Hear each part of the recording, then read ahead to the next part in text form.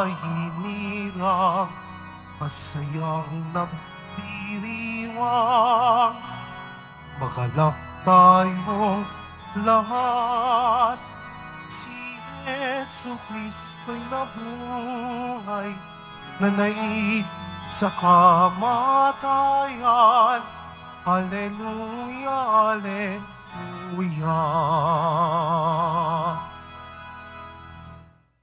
Sa ngalan ng Ama at ng Anak at ng Espiritu Santo, Amen. sumainyo ang Panginoon. At sumayo rin. Mga minamahal kong mga kapatid, aminin natin ang ating mga kasalanan upang tayo ay maging marapat gumanap sa banal na pagdiriwang. Inaamin ko Sa makapangyarihan Diyos at sa inyo mga kapatid, naluba ako nagkasala sa isip, sa salita, sa gawa, at sa aking pagkukulang. Kaya isinasamo ko sa mahal na Birheng Maria, sa lahat ng mga anghel at mga banal, at sa inyo mga kapatid na ako'y ipanalangin sa Panginoong ating Diyos. kaawaan tayo ng makapangyarihang Diyos, patawarin tayo sa ating mga kasalanan, at patnubayan tayo sa buhay na walang hanggan. Amen. Panginoon, kaawaan mo kami. Panginoon, kaawaan mo kami. Kristo, kaawaan mo kami. Kristo, kaawaan mo kami. Panginoon, kaawaan mo kami. Panginoon, kaawaan mo kami. Manalangin tayo.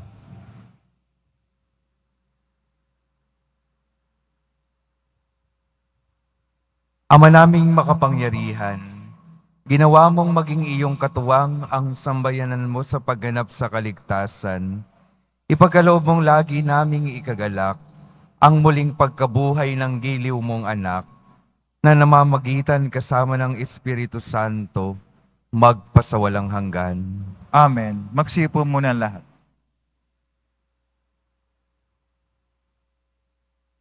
Pagbasa mula sa mga gawa ng mga apostol. Noong mga araw na yon, umalis si Pablo sa Atenas at nagtungo sa Corinto. Natagpuan niya roon si Aquila, isang Hudyong taga-Ponto. Kararating pa lamang nito mula sa Italia, kasama ang kanyang asawang si Priscilla. Umalis sila roon sapagkat pinalaya sila ni Claudio ang lahat ng Hudyo sa Roma. Nakipagkita sa kanila si Pablo at doon na nakitira, sapagkat sila'y manggagawa ng tolda tulad niya. At siya'y tumulong sa kanila.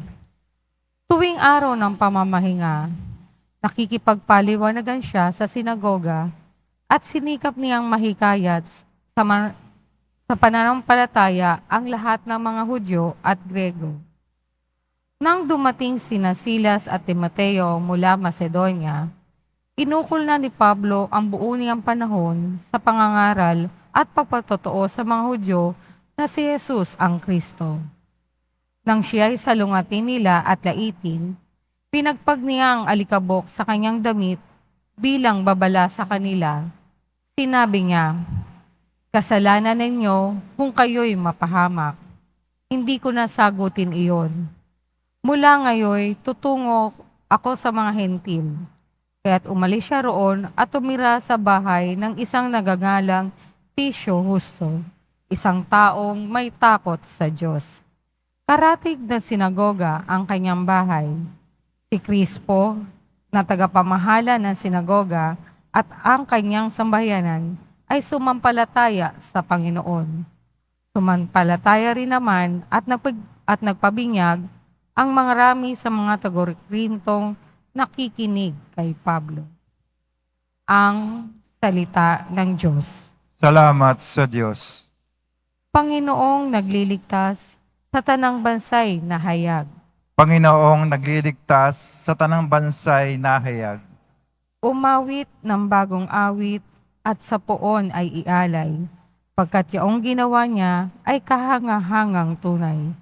Sa sariling lakas niya at taglay na kabanalan, walang hirap na natamo, yaong hangad na tagumpay. Panginoong nagliligtas sa tanang bansay na hayag. Ang tagumpay niyang ito'y siya rin ang naghayag. Sa harap ng mga bansay, nahayag ang pagliligtas. Ang pangako sa Israel, lubos niyang tinutupad. Panginoong nagliligtas sa tanang bansay nahayag. Tapat siya sa kanila at ang pag-ibig ay wagas. Ang tagumpay ng ating Diyos kahit saan ay namalas. Magkaingay na may galak, yaong lahat sa daigdig.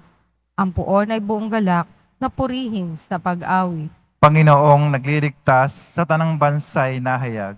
Tumayo na po ang lahat.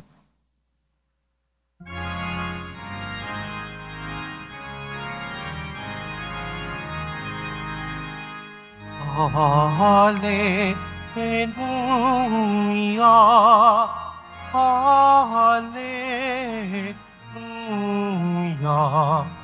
Hallelujah, Hallelujah.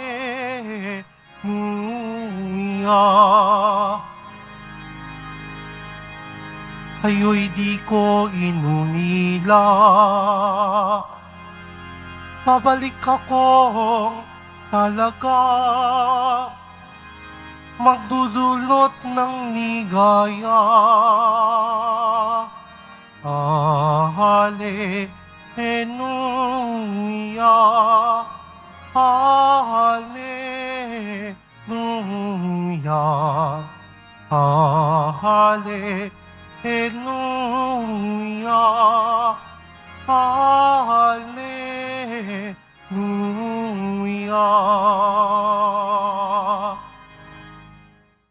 Sumainyo ang Panginoon. At sumayo rin. Ang mabuting balita ng Panginoon ayon kay San Juan. Papuri sa iyo, Panginoon. Noong panahong iyon, sinabi ni Jesus sa kanyang mga alagad, "Kaunting panahon na lamang at hindi na ninyo ako makikita. At pagkaraan ng kaunting panahon pa, ako'y inyong makikita uli." Nag-usap-usap ang ilan sa mga alagad. Ano kaya ang ibig niyang sabihin? Bakit niya sinabing kaunting panahon na lang at hindi na natin siya makikita? At pagkaraan ng kaunti pang panahon, ay makikita uli. Sabi pa niya'y, "Sapagat ako'y paroroon sa Ama." Ano kaya ang ibig sabihin ng kaunting panahon na lamang? Hindi natin maunawaan. Naramdaman ni Jesus na ibig nilang magtanong, kaya'y sinabi niya, "Nagtatanungan kayo tungkol sa sinabi kong kaunting panahon na lamang at hindi na ninyo ako makikita. At pagkaraan ng kaunting panahon, ako'y inyong makikita uli. Sinasabi ko sa inyo, tatangis kayo at magdadalamhati, ngunit magagalak ang sanlibutan. Matitigib kayo ng kalungkutan, subalit ito'y magiging kagalakan." Ang mabuting balita ng Panginoon. Pinupuri ka namin, Panginoong Hesukristo. Magsiyo po muna lahat. Magandang umaga po sa inyong lahat, mga minamahal kong mga kapatid na naririto at kasama natin online. Good morning po.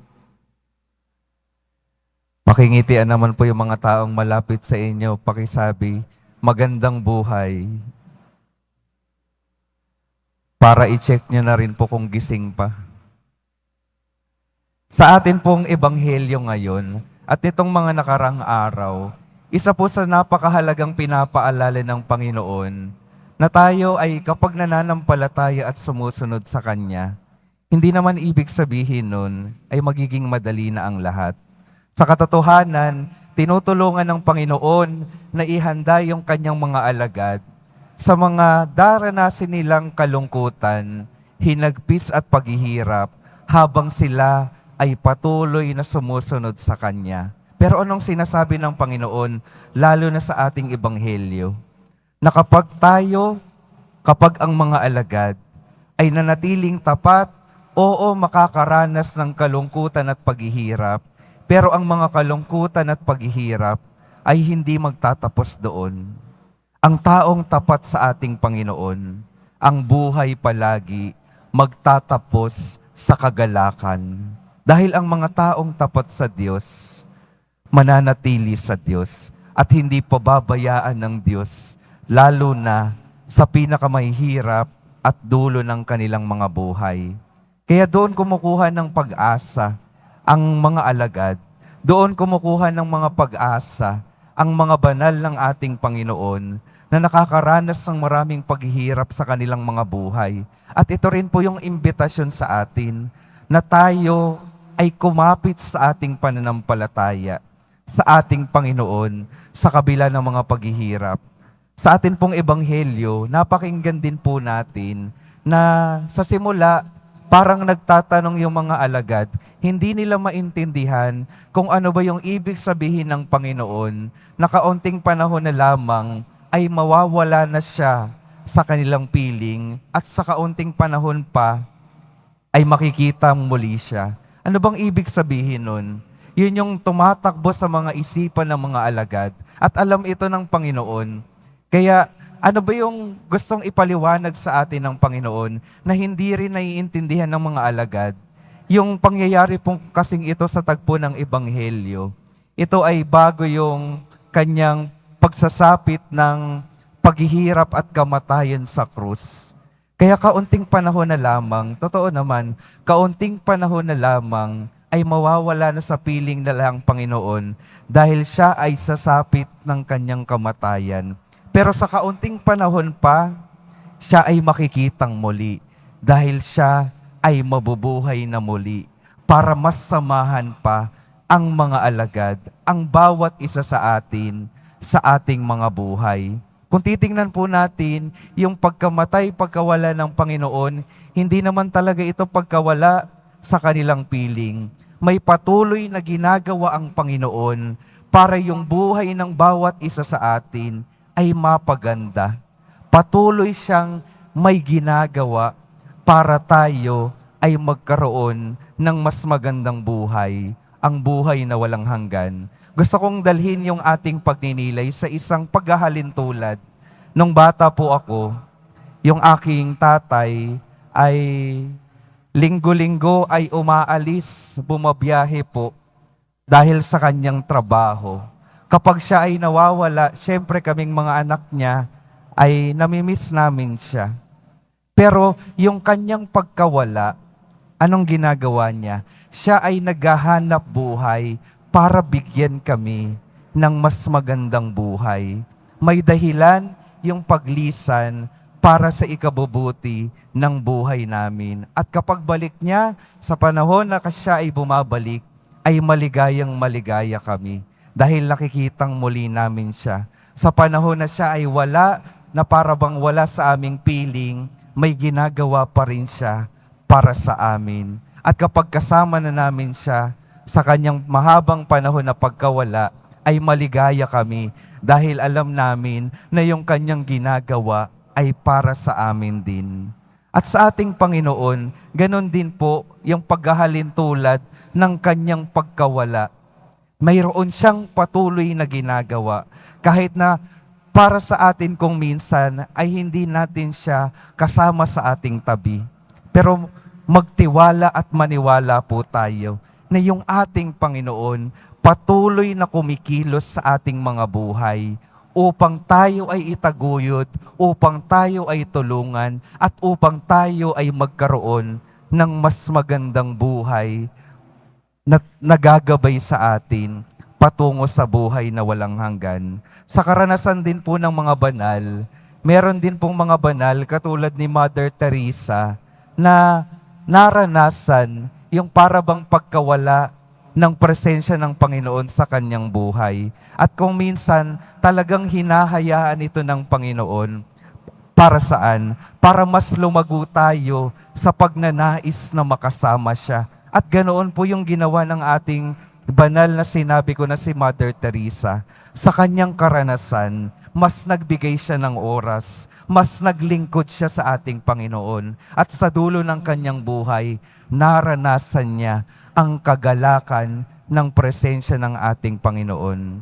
Mga minamahal kong mga kapatid, sa atin pong mga buhay, may mga pagkakataon na mapapatanong din tayo kung nasaan ba ang ating Panginoon. Sa mga paghihirap na nararanasan natin, mapapatanong talaga tayo, totoo bang may Diyos? Ang imbitasyon po sa atin, magtiwala sa Kanyang patuloy na pagkilos, kahit na kung minsan ay hindi natin nararamdaman, manatili tayong tapat sa Kanya, manatiling kumakapit sa Kanya, katulad ng mga alagad at katulad ng mga banal, upang tunay nating maranasan ang kagalakan na nais niyang maranasan natin at ang magandang buhay na ninanais niya para sa atin.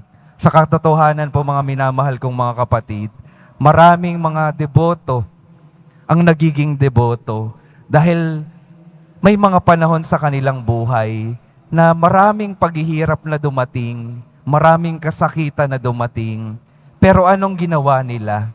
Patuloy na humarap sa ating Poong Hesus Nazareno, patuloy na nanampalataya, at yung patuloy nilang pagkapit at pagharap sa ating Panginoong Hesus Nazareno, unti-unting nagbigay ng pag-asa at kagalingan at himala sa kanilang mga buhay. At ito nawa yung mga halimbawa na patuloy nating kapitan, patuloy nawang magbigay ng inspirasyon sa atin upang patuloy na magtiwala at manampalataya sa ating Panginoong Hesus Nazareno. Dahil ang mga nananampalataya, ang patuloy na nagiging tapat sa ating Panginoon, uulitin ko po, hindi niya pababayaan at magwawakas ang buhay sa lubos na kagalakan. Dahil ang wakas sa mga taong tapat sa ating Panginoon ay ang pananatili sa Kanyang presensya sa habang panahon. Amen. Tumayo na po ang lahat.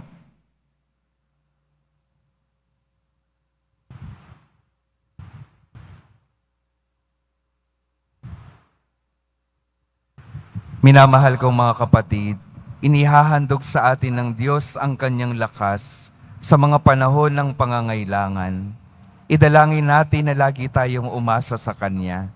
Sa bawat panalangin ng ating sasabihin, gawin mong kagalakan ang aming kalungkutan, O Panginoon. Gawin mong kagalakan ang aming kalungkutan, O Panginoon. Ang simbahan naway buong tapang na magpatotoo at walang takot na magpahayag ng mensahe ni Kristo sa mundo, manalangin tayo. Gawin mong kagalakan ang aming kalungkutan, O Panginoon. Ang mga nabubuhay sa pangungulila at dalamhati na may makaranas na mapagpaginhawang presensya ng pag-ibig ng Diyos, manalangin tayo. Gawin mong kagalakan ang aming kalungkutan, O Panginoon. Ang mga nalulungkot at namimighati, naway makaunawa sa tunay na kahalagahan ng kanilang buhay, manalangin tayo. Gawin mong kagalakan ang aming kalungkutan, O Panginoon. Sa kanilang kahinaan, naway matuklasan ng mga may sakit at may kapansanan, ang lakas ni Kristong muling nabuhay, manalangin tayo. Gawin mong kagalakan ang aming kalungkutan, O Panginoon.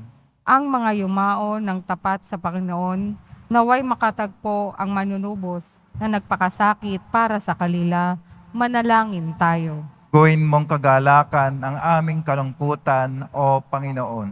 Hilingin natin sa Panginoon na ipagkaloob ang biyaya ng ulan na siyang matinding pangangailangan ng ating bansa upang ang pinsala sa mga pananim at kabuhayan at ang napipintong krisis sa tubig at kuryente ay maiwasan, manalangin tayo.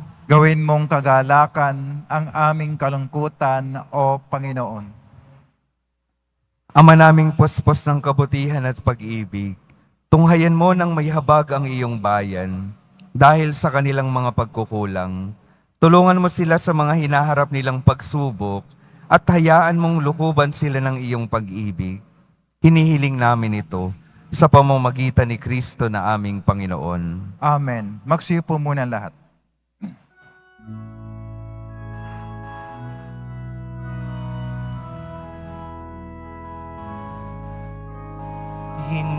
Pinupuri kita, Poon. sapagkat ako'y iniligtas. Mga kaaway hindi makuwang matuwa mula sa libingan. Tanggapin mo, O Panginoon, ang alay ng bayang nagdiriwang. Puhunan mong bigay ang alak at tinapay, handog ng pagkabuhay.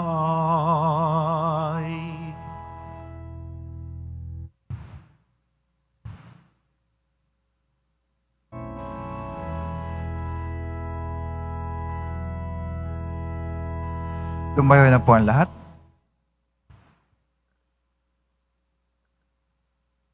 Manalangin kayo mga kapatid upang ang paghahain natin ay kalugdan ng Diyos Amang makapangyarihan.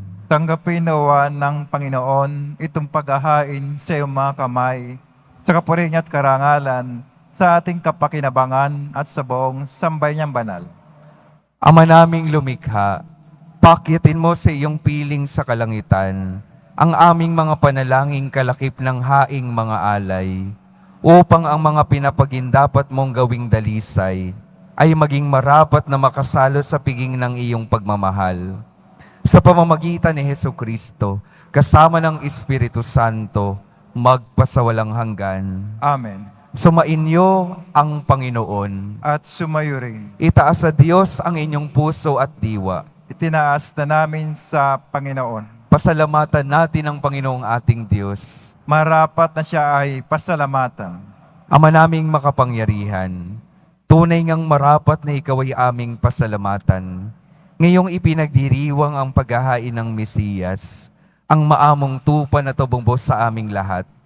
Ang katawan ng anak mong sa krus na bayubay ay handog ng pag-ibig na walang kapantay. Ito ang paghahaing ganap mong kinalugdan. Ito ang nilunggati ng dating pag-aalay. Ang buong sarili ng anak mong si Jesus ay inihain sa iyo upang kami matubos. Siya ang dambana at paring naghahandog. Siya pa rin ang tupang handog na ibinukod. Kaya kaisa ng mga anghel na nagsisiawit ng papuri sa iyo, nang walang humpay sa kalangitan, kami nagbubunyi sa iyong kadakilaan. Santo, Santo, Santo, Panginoon Diyos ng mga hukbo, napupuno ang langit at lupa ng kadakilaan mo, hosana sa kaitaasan. Pinagpala na paririto sa ngalan ng Panginoon, hosana sa kaitaasan. Magsilod po ang lahat. Ama naming banal, ikaw ang bukal ng tanang kabanalan, kaya't sa pamamagitan ng iyong Espiritu, gawin mong banal ang kaloob na ito, upang para sa amin maging katawan at dugo ng aming Panginoong Hesukristo. Bago niya pinagtiis ang kusang loob na maging handog, hinawakan niya ang tinapay, pinasalamatan kaniya, pinaghati-hati niya iyon, iniabot sa kanyang mga alagad at sinabi, "Tanggapin ninyong lahat ito at kanin. Ito ang aking katawan na ihahandog para sa inyo."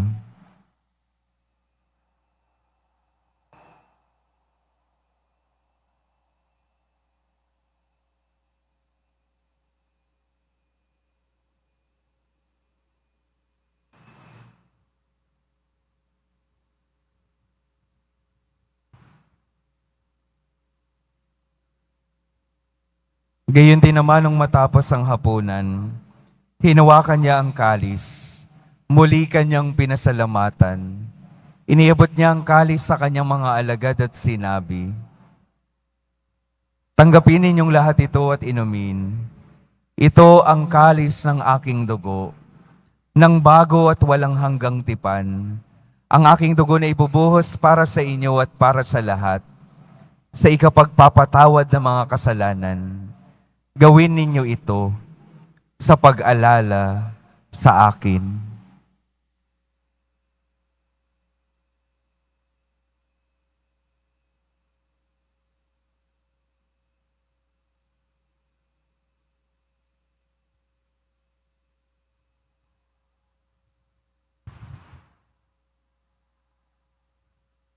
Tumayo na po ang lahat. Ipagbunyi natin ang misteryo ng pananampalataya. Kristo'y namatay, si Kristo'y nabuhay, si Kristo'y babalik sa wakas ng panahon. Ama, ginagawa namin ngayon ang pag-alala sa pagkamatay at muling pagkabuhay ng iyong anak. Kaya't iniaalay namin sa iyo ang tinapay na nagbibigay buhay at ang kalis na nagkakaloob ng kaligtasan. Kami nagpapasalamat dahil kami iyong minarapat na tumayo sa harap mo para maglingkod sa iyo. Isinasamo namin kaming magsasalo-salo sa katawan at dugo ni Kristo ay mabuklod sa pagkakaisa sa pamamagitan ng Espiritu Santo. Ama, lingapin mo ang iyong simbahang laganap sa buong daigdig. Puspusin mo kami sa pag-ibig. Kaisa ni Francisco na aming Papa at ni Jose na aming Obispo at ng Tanang Kaparian. Alalahanin mo rin ang mga kapatid naming nahimlay nang may pag-asang sila'y muling mabubuhay. Gayon din ang lahat ng mga pumanaw. Kaawaan mo sila at patuloyin sa iyong kaliwanagan. Kaawaan mo at pagindapatin kaming lahat na makasalo sa iyong buhay na walang wakas. Kaisa ng mahal na Birheng Maria na Ina ng Diyos, ng kabiyak ng puso niyang si San Jose, kaisa ng mga apostol, ni San Juan Bautista at ng lahat ng mga banal na namuhay dito sa daigdig ng kalugod-lugod sa iyo. Maipagdiwang nawa namin ang pagpupuri sa ikararangal mo sa pamamagitan ng iyong anak na aming Panginoong Hesukristo. Sa pamamagitan ni Kristo, kasama niya at sa Kanya, ang lahat ng parangal at papuri ay sa iyo, Diyos Amang makapangyarihan, kasama ng Espiritu Santo, magpasawalang hanggan. Amen. Sa tagubili ng mga nakagagaling na utos at sa turo ni Jesus, na Panginoon natin at Diyos, ipahayag natin ng lakas loob. Ama namin, Tumaas sa langit ka, sambahin ang ngalan mo. Mapasa amin ang kaharian mo, sundin ang loob mo dito sa lupa para nang sa langit.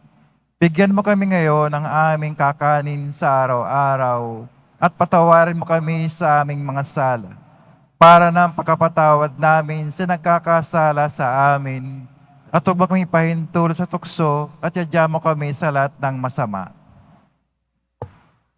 hinihiling namin kami adya sa lahat ng masama, pagkalooban ng kapayapaan araw-araw, iligtas sa kasalanan at ilayo sa lahat ng kapahamakan, samantalang aming pinananabikan ang dakilang araw ng pagpapahayag ng tagapagligtas naming si Jesucristo. Sapagkat iyo ang kaharian at ang kapangyarihan at ang kapurihan magpakailanman. Amen. Panginoong Hesukristo, sinabi mo sa iyong mga apostol, kapayapaan ang iniiwan ko sa inyo, ang aking kapayapaan ang ibinibigay ko sa inyo. Tunghayan mo ang aming pananampalataya at huwag ang aming pagkakasala. Pagkalooban mo kami ng kapayapaan at pagkakaisa ayon sa iyong kalooban, kasama ng Espiritu Santo, magpasawalang hanggan. Amen. Ang kapayapaan ng Panginoon ay laging sumainyo. At sumayo rin. Magbigayan kayo ng kapayapaan sa isa't isa. Kordero ng Diyos na nagalis ng mga kasalanan ng sanlibutan, maawa ka sa amin. Kordero ng Diyos na nagalis ng mga kasalanan ng sanlibutan, maawa ka sa amin. Kordero ng Diyos na nagalis ng mga kasalanan ng sanlibutan, ipagkaloob sa amin ang kapayapaan. Magsilod po ang lahat.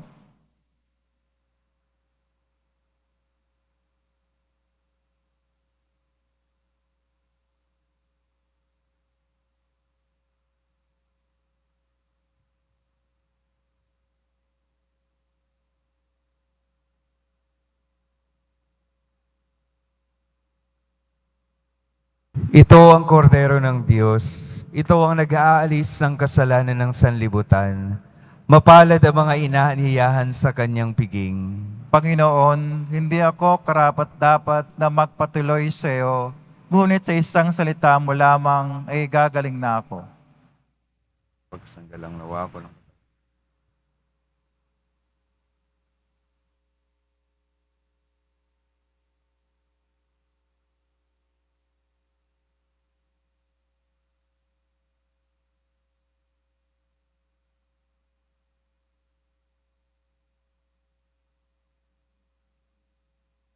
Para sa lahat ng tatanggap ng banal na komunyon, sasagot po tayo ng amen pagkasabi ng pare o ng lay minister ng katawan ni Kristo at subo agad sa bibig bago umalis sa harapan ng pare o lay minister. Sumunod po tayo.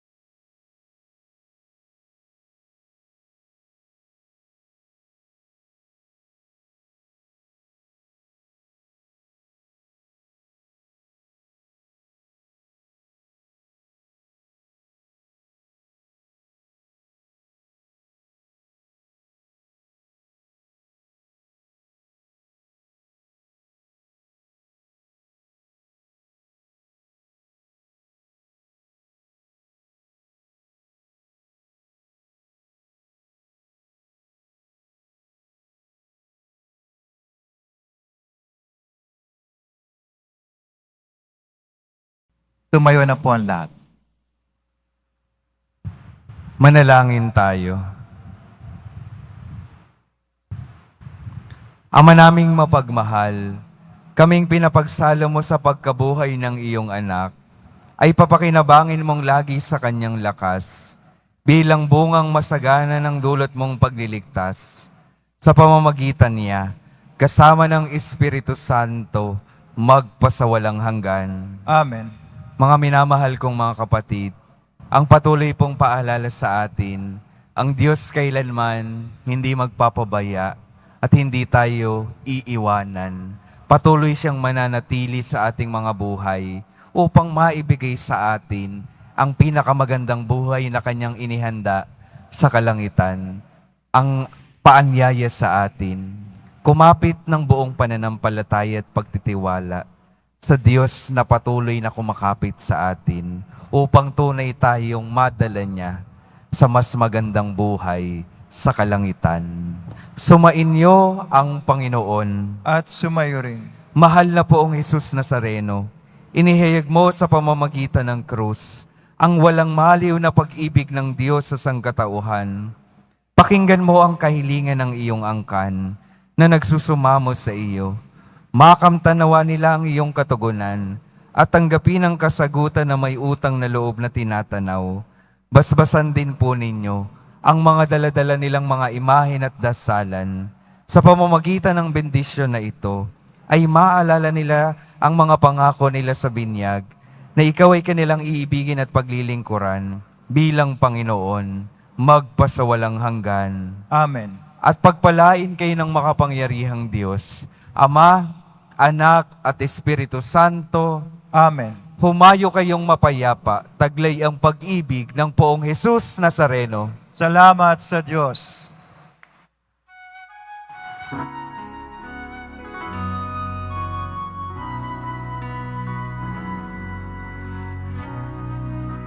Jesus Nazareno, sinasamba ka namin. Pinipinto ka namin. Aral mo ang aming buhay at kaligtasan. Cristo Padre Jesus Nazareno, iligtas mo kami sa kasalanan. Ang krus mong pinamatayan ay sa gisag ng aming kaligtasan. Nuestro Padre Jesus Nazareno, dinarangal ka na amin. Nuestro Padre Jesus Nazareno, inulwalhati ka namin. Nuestro Padre Jesus Nazareno, dinarangal ka na amin. Nuestro Padre Jesus Nazareno, inulwalhati ka namin.